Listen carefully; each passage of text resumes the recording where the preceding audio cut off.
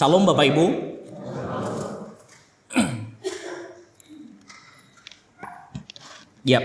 Sebelum kita membaca firman Tuhan, Bapak Ibu, izinkan saya menyampaikan satu pertanyaan seperti biasanya. Ini pertanyaan yang sudah umum kita pernah dengar dan mungkin pernah saya sampaikan di mimbar ini juga. Ini gampang banget. Pertanyaannya begini.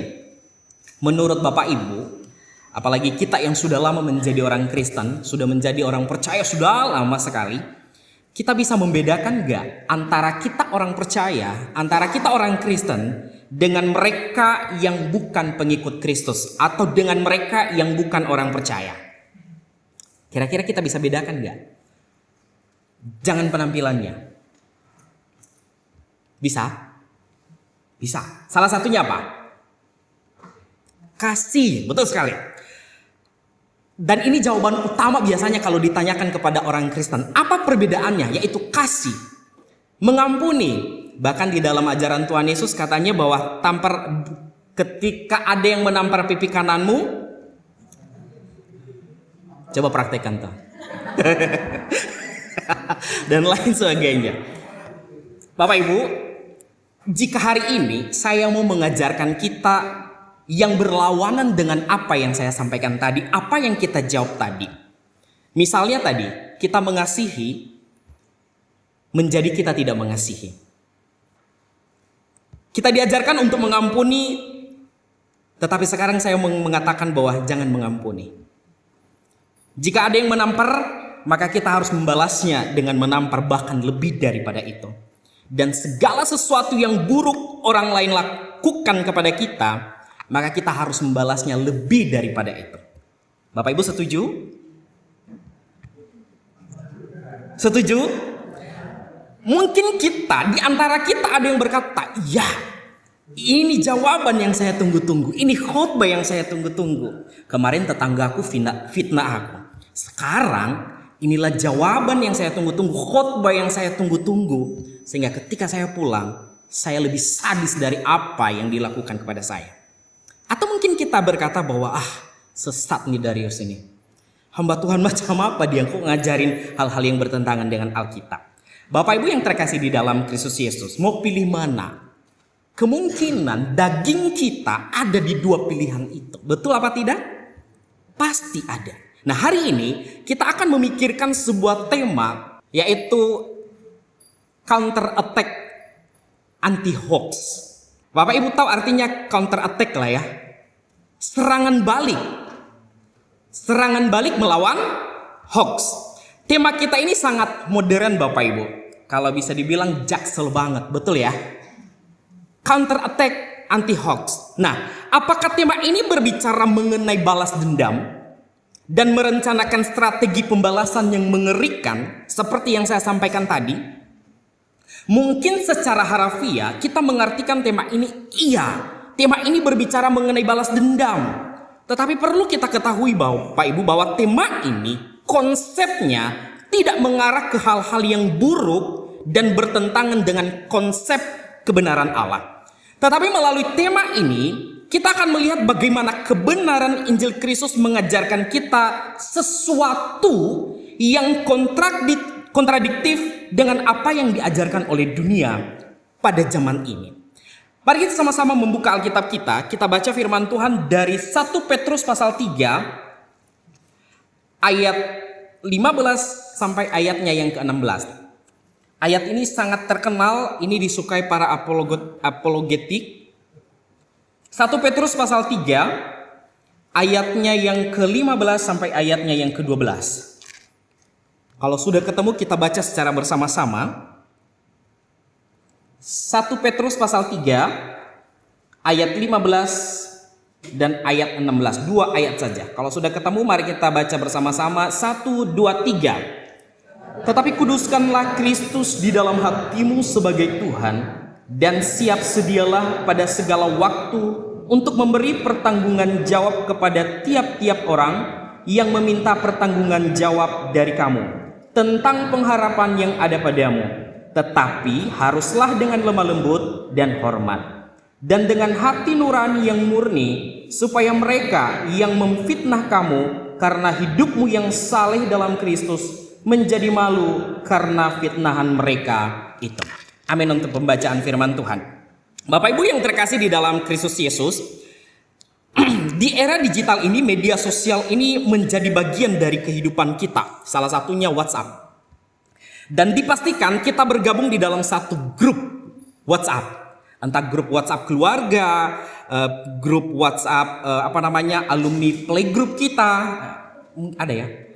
TK, SD, mungkin RT kita ada di dalam hal itu. Masing-masing grup WA itu unik Bapak Ibu. Di situ di dalamnya macam-macam. Isinya mungkin ada ucapan ulang tahun, foto-foto yang lucu dibagikan di sana. Kira-kira begitu isinya Bapak Ibu ya? Atau ada isinya semua firman Tuhan? Saya pikir tidak.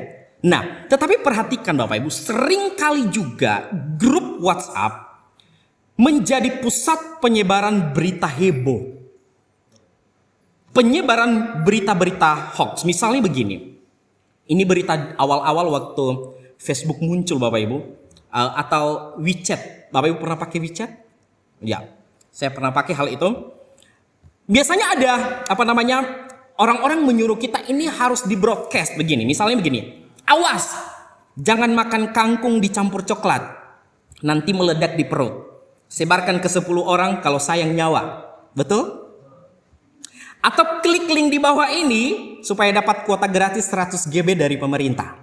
Kita dapat berbagai macam hal-hal yang menurut kita itu masuk akal gak sih? Tetapi kita turut dalam bagian itu untuk apa? Untuk ngirim ke orang-orang begitu. Bahkan kapan hari saya dengar dari Bu Christine katanya di grup PW, nggak tahu ada promo di Indomaret atau apa tuh, terus harus klik gitu ya. Ibu-ibu, tapi nggak tahu apakah benar apa bagaimana. Nah, tapi Bapak Ibu, tahukah kita bahwa hoax yang paling berbahaya tidak masuk lewat notifikasi HP? Hoax yang paling mematikan tidak bicara soal kangkung tadi, tidak berbicara tentang soal paket internet yang 100 GB, tetapi hoax paling berbahaya adalah kebohongan yang disusupkan iblis, sang bapa segala dusta, langsung ke dalam pikiran kita dan hati kita. Mungkin saat kita sakit parah, muncul notifikasi di hati kita. Wah, Tuhan sudah tidak sayang kamu. Kalau Dia baik, kenapa kamu sakit? Itu kan salah satu hoax. Saat uang belanja kita sudah mulai menipis, habis, utang menumpuk, muncul bisikan, Tuhan tidak adil. Orang jahat makin kaya, kamu yang pelayanan malah miskin. Pernah dapat notifikasi begitu? Akhir bulan Bapak Ibu? Atau saat ada konflik di gereja, muncul suara, kamu yang paling benar. Mereka semua bodoh dan tidak tahu apa-apa. Sikat saja. Itu juga hoax Bapak Ibu. Dan masih banyak lagi suara-suara setan yang menyusup di grup-grup. Mungkin di hati kita atau di pikiran kita, orang-orang percaya. Tetapi hari ini kita akan belajar melakukan counter attack, serangan balik, bukan dengan marah-marah di media sosial, bukan dengan debat kusir, bukan saling menyalahkan, tetapi kita melihat ada strategi perang yang berkelas yang diajarkan oleh Rasul Petrus yang sudah kita bacakan. Nah, perlu kita mengerti, melihat konteks historis daripada surat Petrus ini Bapak Ibu. Sebelum kita masuk ke ayatnya, maka orang-orang Kristen di zaman itu, mereka ini adalah pendatang. Mereka ini adalah orang-orang Kristen yang ada di Asia Minor pada masa itu. Pada zaman itu, kehidupan orang Kristen itu dianggap aneh, eksklusif, dan berbahaya. Sehingga muncul hoax-hoax yang ada pada zaman itu. Setidaknya ada 3. Yang pertama, hoax apa? Yang pertama adalah dituduhkan kepada orang Kristen mengenai kanibalisme. Tuduhan ini muncul karena kesalahpahaman masyarakat pada umumnya yang di luar dari orang-orang Kristen terkait perjamuan kudus. Ketika orang Kristen berkumpul dan mendengar kata-kata seperti yang disampaikan Boksu kalau di minggu pertama dikatakan bahwa inilah tubuhku dan inilah darahku. Orang di luar kekristenan pada zaman itu mereka mengatakan bahwa mereka mengartikan secara harafiah bahwa orang Kristen memakan daging manusia, bahkan memakan daging bayi itu sendiri di dalam pertemuan-pertemuan mereka. Inilah berita hoax yang didapat oleh orang Kristen atau yang dituduhkan kepada mereka. Kemudian yang kedua, berita hoax apa lagi? Yang kedua adalah mengenai hoax incest, hubungan saudara. Nah, tuduhan ini diberikan kepada orang Kristen, katanya apa? Ketika orang Kristen menyapa satu sama lain sebagai saudara-saudari. Bapak Ibu, saudara-saudari, jadi orang di luar kekristenan mereka berkata bahwa pertemuan mereka ini adalah pertemuan yang berbahaya. Kenapa mereka menyapa saudara-saudari padahal mereka tidak ada hubungan biologis di sana? Jadi muncul satu persepsi bagi orang luar kekristenan bahwa mereka mengadakan praktik asusila atau hubungan sumbang di antara para pengikut Kristus. Itu kedua. Dan yang ketiga, tuduhan apa yang terjadi yang dialami oleh orang-orang Kristen pada zaman itu adalah hoax ateisme. Istilah ateisme pada zaman Romawi kuno Bapak Ibu memiliki makna berbeda dengan ateisme di zaman sekarang. Orang Kristen dituduh ateis karena kenapa? Mereka menolak berpartisipasi di dalam pemujaan terhadap kaisar. Karena kaisar harus disembah. Mereka tidak memiliki kuil fisik. Kalau orang-orang Romawi mereka punya kuil-kuil, mereka punya patung, mereka punya altar yang terlihat, tetapi orang Kristen pada zaman itu tidak punya kuil. Mereka bersembunyi begitu. Jadi mereka berkata bahwa orang Kristen ini adalah orang ateis. Mereka tidak menyembah atau tunduk kepada kaisar. Karena mereka tidak punya patung dewa, mereka dianggap tidak bertuhan dan menyebabkan sialnya ekonomi kota. Dan berbagai penderitaan lainnya Bapak Ibu yang dialami oleh orang-orang percaya pada zaman itu. Saya berharap Bapak Ibu perhatikan hal ini soalnya ini nanti nyambung di bagian terakhir ya. Sehingga Rasul Paulus patut menuliskan surat ini untuk menguatkan orang-orang Kristen di dalam apa? Supaya engkau teguh di dalam Injil Kristus. Supaya mereka jangan takut terhadap intimidasi daripada kaisar yang berkuasa pada zaman itu. Nah, Petrus memberikan strategi counter attack di dalam bagian ini. Bukan angkat pedang, bukan demonstrasi. Tetapi ada 3 hal yang perlu kita renungkan Bapak Ibu yang diajarkan oleh Rasul Petrus melalui bagian yang sudah kita baca. Langsung saja bagian pertama adalah strategi counter attack adalah kita melihat hal-hal yang paling esensi. Kita perhatikan ayat 15 di bagian pertama. Di sana dikatakan, tetapi kuduskanlah Kristus di dalam hatimu sebagai Tuhan. Di ayat 15a. Perhatikan kalimat ini Bapak Ibu. Kuduskanlah Kristus di dalam hatimu. Kalimat kuduskan Kristus bukan berarti kekudusan Kristus itu atau ketuhanan Kristus, ketuhanan Yesus adalah diakibatkan atau diusahakan karena manusia. Sekali lagi, Kristus dikatakan kuduskan Kristus bukan berarti Kristus itu tidak kudus. Bukan berarti karena manusia menguduskan makanya Kristus baru kudus, tidak. Tetapi hal ini mengingatkan kita bahwa karena Kristus kudus, hakikatnya kudus. Sehingga Petrus mengingatkan Kristus yang kudus bukan dari kudus Bapak Ibu. Kalau yang dari kudus itu soto kudus gitu. Kudus. Tapi dia berkata bahwa hendaknya Kristus yang kudus bertata di hatimu. Karena sejatinya hati kita adalah tempat Kristus berkuasa. Nah, saya mencoba memikirkan, ini bagian ini. Saya mencoba memikirkan bagian ini Bapak Ibu waktu saya merenungkan bagian ini. Kenapa sih Petrus menyinggung masalah hati di bagian akhir itu? Kuduskanlah Kristus di dalam hatimu. Kenapa hati begitu? Nah, perlu kita mengingat bahwa secara historis Bapak Ibu, tadi yang saya sudah sampaikan, bahwa orang Kristen di zaman Petrus, mereka kehilangan segalanya secara eksternal. Apa saja? Mereka kehilangan status sosial. Mereka tidak dianggap. Mereka kehilangan keamanan ekonomi. Mereka kehilangan nama baik sama sekali. Mereka diasingkan, dikucilkan. Nah, alasan Petrus menyoroti hati di dalam bagian ini adalah begini. Karena hati merupakan satu-satunya wilayah yang tidak bisa disentuh oleh Kaisar Nero pada zaman itu yang berkuasa. Kaisar bisa memenjarakan tubuh mereka, bisa. Merampas harta, bisa. Tetapi dia tidak bisa masuk ke dalam hati dan menurunkan Kristus dari tahtanya. Ingat ya, Kita mengingat hal ini bahwa sekalipun mereka terintimidasi, mereka dipenjara, tetapi ada satu hal yang tidak bisa disentuh oleh Kaisar Nero, yaitu adalah hati. Maka counter attack ultimate di sini adalah begini. Mungkin bagi kita sekarang, kita mungkin bisa berkata, kalian bisa ambil segalanya, tapi kalian tidak bisa ambil rajaku dari hatiku, yaitu Kristus Yesus. Kita bisa baca bagian yang biru itu Bapak Ibu. 1, 2, 3. Kalian bisa ambil segalanya, tapi kalian tidak bisa ambil rajaku di hatiku, yaitu aplikasi praktis bagian ini mengingatkan kita juga Bapak Ibu bahwa hal ini menjadi peneguhan bagi kita. Banyak hal yang kita alami selama hidup di dunia ini. Sakit penyakit pasti kita alami. Pergumulan kebutuhan pasti kita alami. Pergumulan masa relasi kita pasti alami.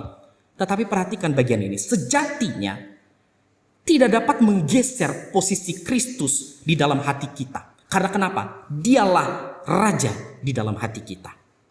Nah, selain itu Bapak Ibu, Petrus juga mengingatkan sebelum engkau, maka mereka posisinya kan terintimidasi. Maka Petrus berkata begini, engkau juga harus mempertanggungjawabkan imanmu kepada mereka. Sebelum engkau mempertanggungjawabkan imanmu, maka ada hal yang perlu diaudit. Apa yang diaudit? Yaitu tadi, hati. Kenapa hatinya diaudit? Kenapa? John Calvin berkata Bapak Ibu begini di dalam bukunya The Institutes of Christian Religion. Di sana dikatakan, hati manusia adalah pabrik berhala yang tak pernah berhenti berproduksi. Mengerikan gak Bapak Ibu? Hati kita ini loh, pabrik berhala begitu.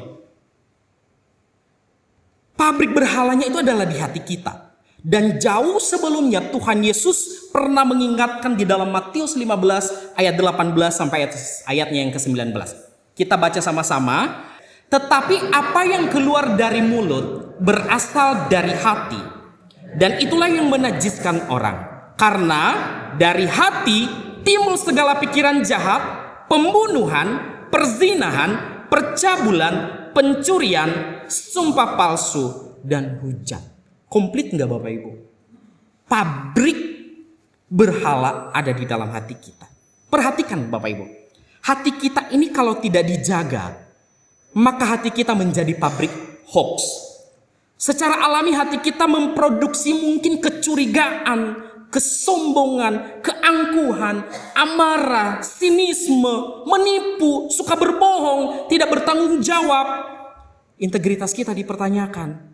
Kita memperlakukan orang lain dengan sewenang-wenang, serakah, dan kata-kata kasar. Mungkin bagian dari kehidupan kita. Makanya itulah Petrus di surat ini memberikan perintah tegas, kuduskanlah Kristus di hatimu. Petrus tahu satu-satunya cara menghentikan produksi sampah di hati kita adalah dengan mengganti manajernya. Siapa manajer pabriknya? Jika manajer pabriknya adalah ego, maka Petrus berkata, ganti itu, buang itu, alihkan Yesus ada di dalam hati.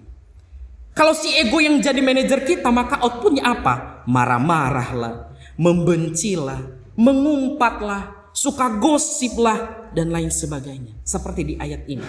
Tetapi kalau kita ganti Kristus yang menjadi manajer hati kita, maka outputnya apa? Adanya kelembutan, adanya kasih, saling menguatkan, saling mengingatkan, jujur, otentik, damai sejahtera, tidak memanipulasi sesama, dan lain sebagainya.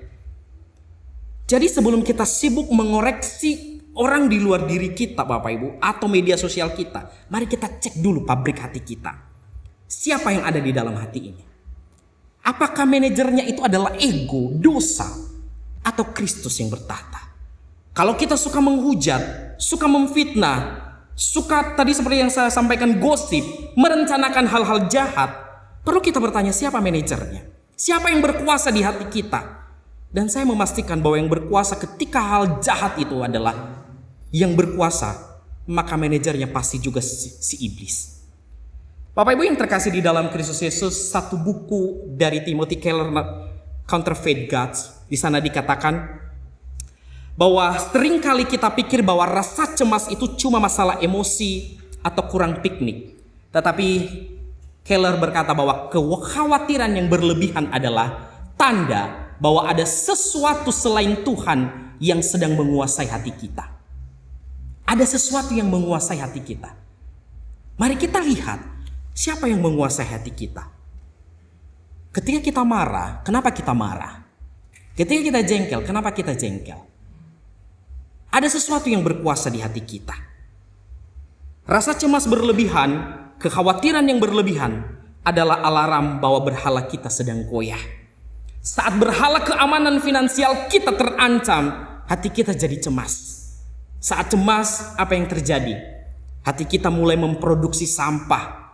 Kita mudah marah, kita curiga sama orang, kita bahkan menghujat Tuhan. Tuhan tidak adil bagi hidupku. Jadi polanya adalah simple. Ketika berhalanya terancam, hati cemas, maka outputnya apa? Mulut kotor, kata-kata kotor, dan lain sebagainya. Maka Petrus menawarkan solusi di dalam bagian ini, yaitu kuduskanlah Kristus di hatimu. Mari kita kuduskan Kristus di hati kita. Karena kenapa? Jangan sampai berhala-berhala itu ada di dalam hati kita. Di bagian pertama ini satu kutipan Bapak Ibu. Mari kita baca bersama-sama 1, 2, 3. Pohon tidak tumbang karena angin yang keras di luar, tetapi karena akar yang busuk di dalam. Manusia tidak hancur karena hoax atau masalah, tetapi karena hati yang tidak berakar pada Kristus. Pastikan hati kita apakah benar-benar berakar kepada Kristus atau gimana. Ketika kita sudah berakar pada Kristus, dipastikan kita tidak akan goyah. Outputnya apa? Kasih.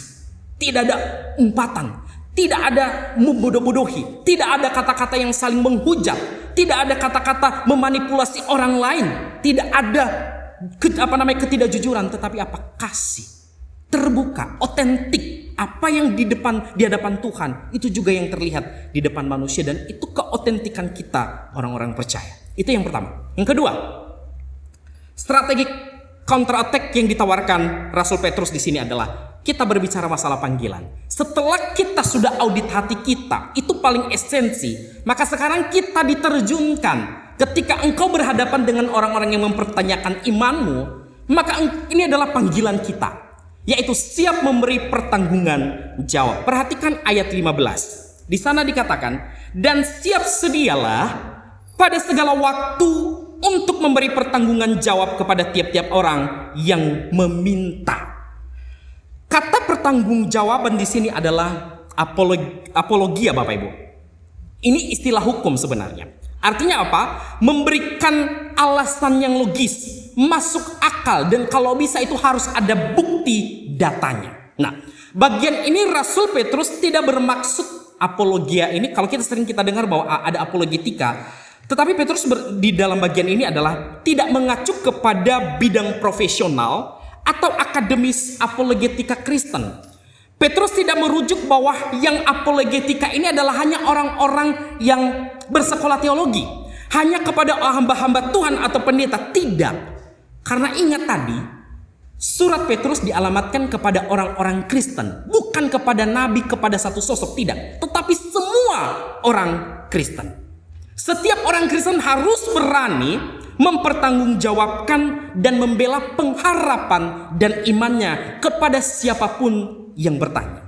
Bapak Ibu, mungkin kita berpikir bahwa memberi pertanggungjawaban itu artinya harus hafal Alkitab, harus hafal sejarah penebusan, atau debat soal-soal hewan-hewan seperti dinosaurus. Tidak selalu dalam hal itu. Tetapi misalnya mungkin di area pekerjaan kita, di dalam keluarga kita, mungkin ada anak-anak, mungkin ada teman-teman kantor yang bertanya, bro, kalau Tuhan itu baik, kenapa temanku mati muda? Apa jawaban Bapak Ibu? Temanku masih muda, masih giat-giatnya bekerja, suka melayani, kenapa dia mati muda? Bapak Ibu jawab apa? Atau ada orang yang berkata, Pak, kenapa orang Kristen ngomongnya kasih di gereja, tapi di luar gereja ngomongnya galak banget. Media sosialnya tuh ngeri. Kalau balas caps lock Bapak Ibu, gede-gede semua hurufnya, menghujat sana sini. Kenapa orang Kristen semacam begitu?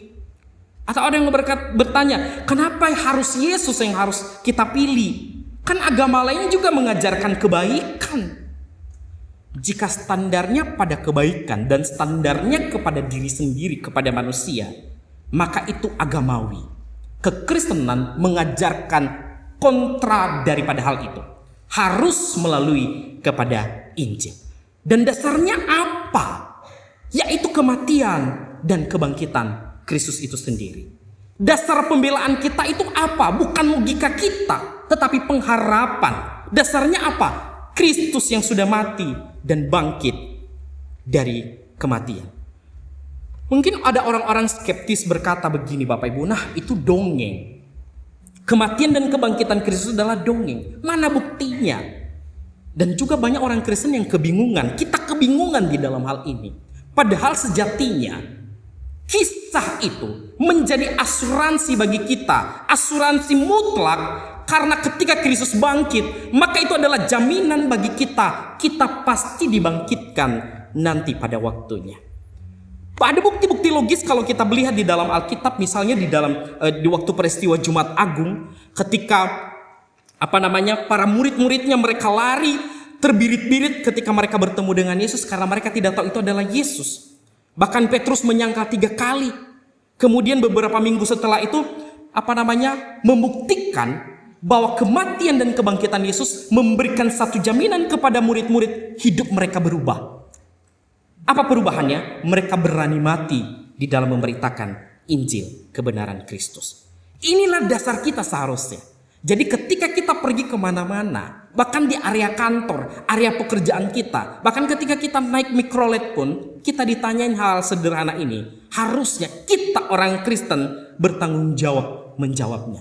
Bukan apa kata pendeta saya, ini dan itu, tidak. Tetapi ini adalah panggilan masing-masing kita. Karena kenapa? Jangan kita menjadi orang Kristen pokoknya percaya. Jangan kita ada di area itu. Mari kita sungguh-sungguh belajar Bapak Ibu tentang apa yang kita percaya. Sehingga kita menjadi orang Kristen yang beriman bukan melompat dalam kegelapan. Tetapi kita melompat di dalam terang Kristus itu sendiri. Jadi di media sosial sekarang ini gampang sekali kita bisa akses. Begitu. Tetapi juga perlu hati-hati, banyak akun-akun yang memang menyebarkan hal-hal yang tidak benar. Ada salah satu apologetika Kristen akhir-akhir ini yang sedang viral Bapak Ibu. Dan mengenai perbandingan agama lah kalau saya bahasakan begitu, saya tidak perlu menyebutkan agamanya. Dan orang sangat menggemari hal itu. Saya tetap akui hal itu, mungkin Tuhan pakai orang itu untuk mempertobatkan orang. Mungkin. Tetapi ada satu pengajarannya yang bertentangan dengan kebenaran Alkitab ketika kematian Yesus dikatakan itu adalah kehendak iblis. Padahal itu keliru sekali. Kematian Kristus adalah memang Tuhan sudah rencanakan, Allah Bapa sudah rencanakan. Jadi perlu kita hati-hati. Hati-hati memilih, memperhatikan, melihat siapa orang itu. Banyak orang ngomong tentang ajaran Kristen, tetapi belum tentu Kristus yang diberitakan. Itu yang kedua, perlu hati-hati, siap memberi pertanggungan jawab. Dan yang ketiga, ini yang terakhir. Apa counter attack yang ditawarkan oleh Petrus adalah ini berbicara masalah sikap. Tadi kita sudah melihat hal yang esensi mengenai audit hati kita. Maka yang kedua, kita dipanggil untuk mempertanggungjawabkan. Maka sekarang ketika kita mempertanggungjawabkan, bagaimana sikap kita? Apakah kita menjadi orang yang arogan atau bagaimana? Petrus menawarkan begini, dengan lemah lembut dan hormat. Perhatikan ayat 15C dan 16A. Saya coba bacakan begini. Tetapi haruslah dengan lemah lembut dan hormat dan dengan hati nurani yang murni. Bapak Ibu, mungkin poin pertama tadi yang saya sudah sampaikan, kita ada di situ mungkin poin kedua, kita ada di argumen yang hebat. Tetapi perhatikan yang ketiga ini.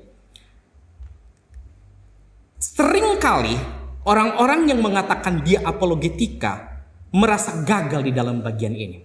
Karena kenapa? Yang dikedepankan adalah debat dan harus menaklukkan lawan. Itu orang-orang apologetika yang pernah saya lihat. Apakah berbicara demikian, seorang apologetika harus benar-benar menaklukkan lawannya sampai mereka malu atau bagaimana? Tetapi di dalam bagian ini, Petrus mengingatkan kita harus dengan lemah lembut dan hati yang murni. Petrus mengingatkan bahwa kebenaran tanpa kasih adalah hoax tentang Yesus. Jika Anda membela Yesus tapi dengan cara yang kasar, arogan, dan menghina orang lain, Anda sedang tidak membela Yesus. Anda sedang mempermalukannya. Bapak Ibu yang terkasih di dalam Kristus Yesus, ada satu humor satir Bapak Ibu berkata begini. Ada orang Kristen yang suka debat begitu ya, pintarnya luar biasa, dan dia dikatakan sebagai singa dari Yehuda begitu, karena menggebu-gebu dan segala macam. Tetapi orang itu berkata begini, wah, kamu itu pintar ya, kamu itu hebat berdebat, logikamu tuh jalan sekali, bahkan setiap lawan itu pasti takluk di bawah kakimu. Tetapi kelakuanmu mirip kucing ya, begitu, suka mengais sana sini, cakar sana sini. Karena kenapa? Perilakumu tidak berkenan, tidak seirama dengan kata-katamu. Dia bilang begini, kalau surga isinya orang-orang judes, orang-orang sombong seperti itu, orang ini berkata begini, mending saya tidak masuk surga deh. Begitu. Karena kenapa? Niatnya orang ini membela iman, tetapi hasilnya mengusir orang dari keselamatan. Seorang fisikawan namanya Blaise Pascal, di sana dikatakan tugas kita adalah membuat orang-orang berharap bahwa kekristenan itu benar. Dan memang itu benar. Melalui apa? Hidup kita yang indah. Dan kemudian menunjukkan kepada mereka bahwa itu memang benar. Melalui apa? Kita berargumen. Bukan menjatuhkan mereka, tetapi mempertanggungjawabkan. Counter attack terbaik terhadap fitnah dunia adalah bukan teriakan yang lebih keras, melainkan kualitas hidup kita yang tak bercelah, yaitu hati nurani di ayat 16 ayat itu. Ketika ada orang yang memfitnah kita, biarkan hidup kita yang berbicara bagi mereka. Ketika kita dikatakan tidak jujur, biarkan cara hidup kita yang berbicara bagi mereka. Karena kenapa? Mungkin kita membela diri, tetapi toh juga itu kayak mental begitu ya. Tetapi biarkanlah cara hidup kita yang berbicara bagi mereka. Karena kenapa? Kita dipanggil di dalam dunia ini untuk memenangkan jiwa, bukan memenangkan debat. Begitu. Mungkin ada di antara kita yang pintar berdebat, tetapi ingat, panggilan kita memenangkan jiwa, bukan memenangkan debat. Bapak Ibu yang terkasih di dalam Kristus Yesus, mungkin kita berkata, firman Tuhan ini apa korelasinya melalui kehidupan saya? Saya bergumul masalah utang, saya bergumul masalah finansial, saya bergumul masalah pekerjaan. Apa korelasinya bagi saya? Apa hubungannya bagi saya? Gak ada hubungannya sih Bapak Ibu. Hubungannya adalah yang pertama tadi, masalah hati. Ketika hati kita dikuasai oleh Kristus, maka segala sesuatu kita bisa atasi. Tapi ketika berhala itu masih berkuasa di dalam hati kita, maka berbagai macam pun yang kita usahakan itu adalah berhala di dalam diri kita. Dunia tempat kita hidup ini adalah kacau sekali kalau kita perhatikan.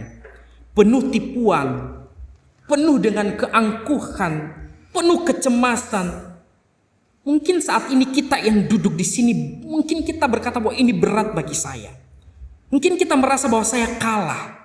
Kita merasa bahwa saya sudah difitnah oleh dunia dan begitu kejam. Ingatlah konteks Petrus. Masih ingat tadi yang saya sampaikan di awal? Konteks surat Petrus. Petrus tidak menjanjikan bahwa dengan melakukan ini semua masalah hilang seketika. Tetapi Petrus berkata di ayat 22. Mari kita perhatikan ayat 22. Kita baca bersama-sama. Ini jaminannya Bapak Ibu. 1 Petrus pasal 3 ayat 22 kita baca bersama-sama. 1, 2, 3. 1, 2, 3.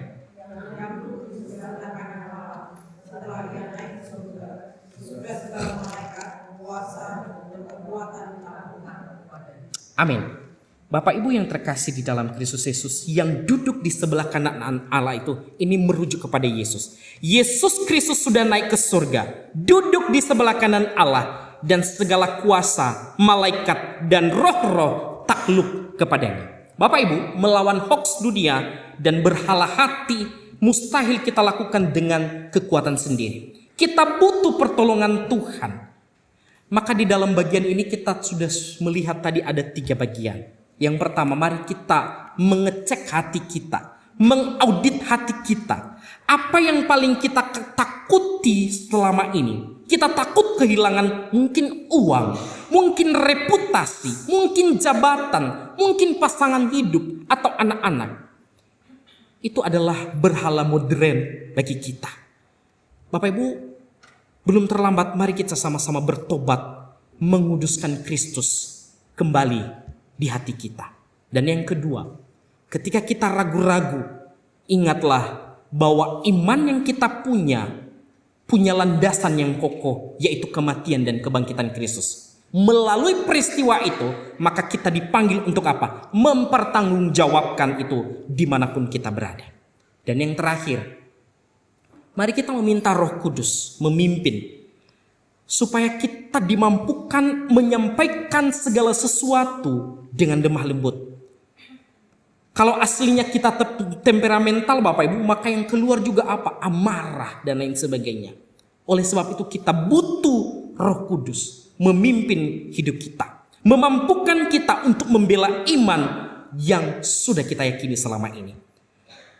Bapak Ibu yang terkasih di dalam Kristus Yesus, jika Kristus adalah Tuhan di hati kita, hati Bapak Ibu dan saya di poin pertama, dan kebangkitannya adalah jaminan bagi kita, bagi Bapak Ibu dan saya, maka Bapak Ibu dan saya bisa menghadapi segala situasi kehidupan di dunia ini, bahkan kematian.